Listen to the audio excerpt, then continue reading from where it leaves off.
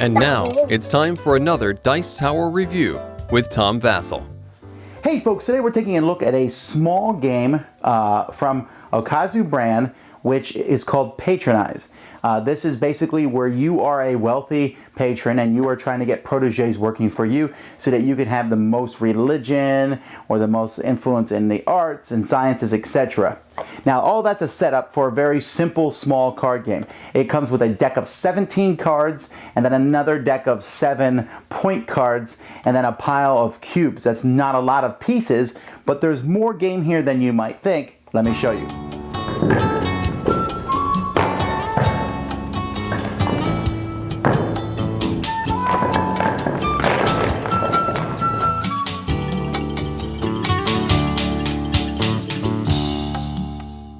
Patronize comes with 2 decks of cards. We have a Fame deck of cards. These show different points. You're going to use a certain number of these depending on how many players are in the game. So let's say you're playing a 5-player game. You would use 5 of them because there's 5 rounds in a 5-player game. You would randomly take those and place those in the middle of the table. There are 17 characters in the game. Each of these characters has a number up in the top from 1 to 17.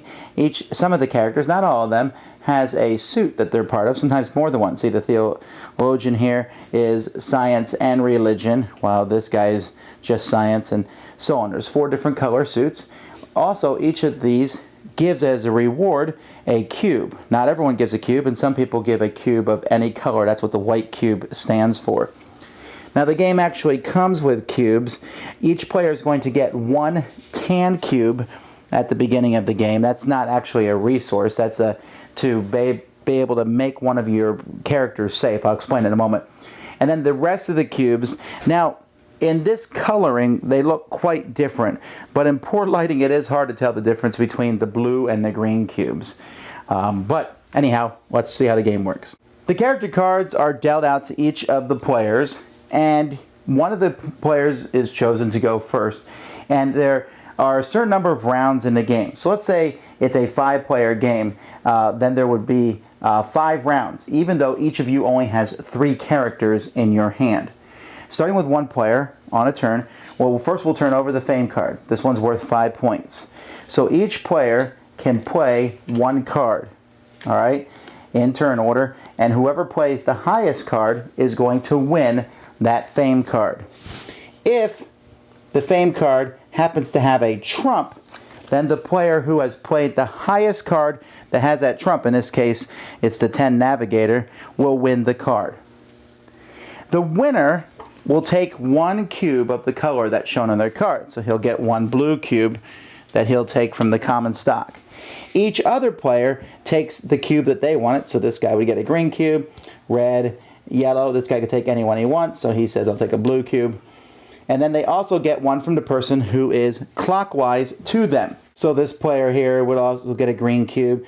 This yellow player would get a red cube. This guy here would get a yellow cube. And the green one here would get a blue cube. This guy, though, doesn't get an extra cube because he wins the card, which is worth 6 points. Now, if you're going to take a cube and there isn't one in the common stock, then you take it from the person to your left. Now, since players have fewer character cards in a number of rounds, like in a 5-player game, there's 5 rounds, and each person has 3 cards. You don't always have to play a card in each round, so you're allowed to just pass. After the round is over, let's say only these 3 players played a card. Each player that passed can steal one of these cards and put it face up in front of them as one of their proteges. If no one steals your card that you play, then it becomes one of your proteges. Once per game, you can use your tan cube and put it on your character as you play it, and nobody can steal that character from you. Now, the reason that you want to steal these cards is because of their special abilities. For example, the Navigator here counts as a blue cube. The Nun counts as a religion yellow cube. The Lawyer, if a player wants to take their characters for the rest of the game, they have to get rid of an achievement, which is another name for the cubes. The Painter here counts as a red cube. The Diplomat here gives you 1 victory point per achievement cube that the player to your right has. So at the end of the game, he gives points based on the person to your right. At the end of the game, if you have 1 cube of each color, the spinning trader will give you 7 victory points. This guy gives you the most points if you have the most reds. He'll give you 5 extra points. This guy will give you 5 points if you have the most blues, 5 points if you have the most yellows.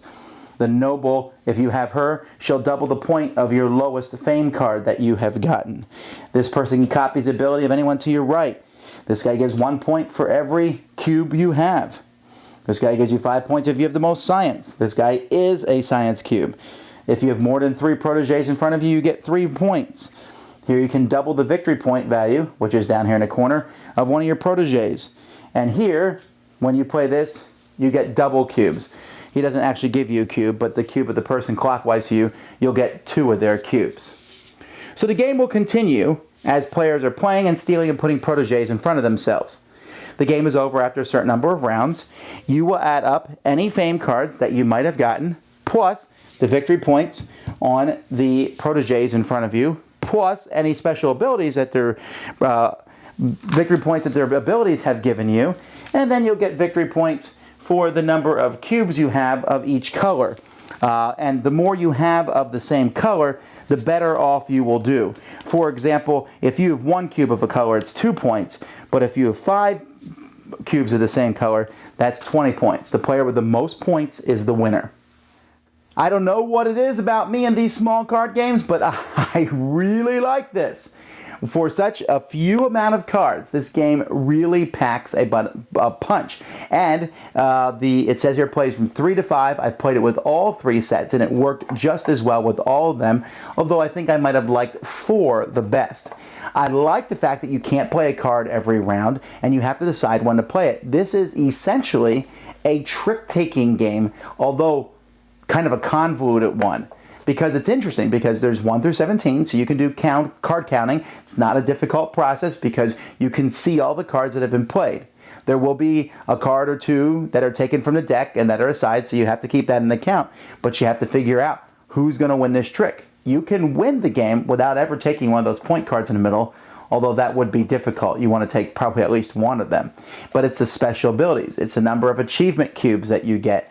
It's really interesting. And when is the right time to pass?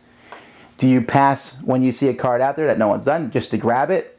Or do you wait till the last turn to pass? If multiple people pass, it's possible that you won't even get a card that round.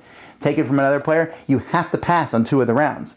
At the end of the game, you lose 10 points for each character you have in your hand. But I can't imagine anybody ever doing that deliberately. I think it's just a way to force people to play all their cards. But other than the cube discoloration, I really have nothing negative to say about this. Sure, it's abstract as all get out, but it's a card game, and it plays so well. Now, this is a small, quick card game, small deck compared to Love Letter or Lost Legacy. I would submit that this is better than both of them. This is an amazing little game. I'm very impressed by it. I'm definitely going to hang on to it. I like that I can pull it out. It's not so difficult to teach, although it's a little wonky and it'll take people getting used to, but it's very easy to play. Very enjoyable game. Patronize. Thanks so much for watching the Dice Tower videos. Find more great videos and reviews, as well as our top-rated audio podcast at Dicetower.com. You can also find other great shows at Dicetowernetwork.com. I'm Eric Summerer, and you've been watching The Dice Tower. The Dice Tower is sponsored by Cool Stuff Inc., where you can find great games for great prices.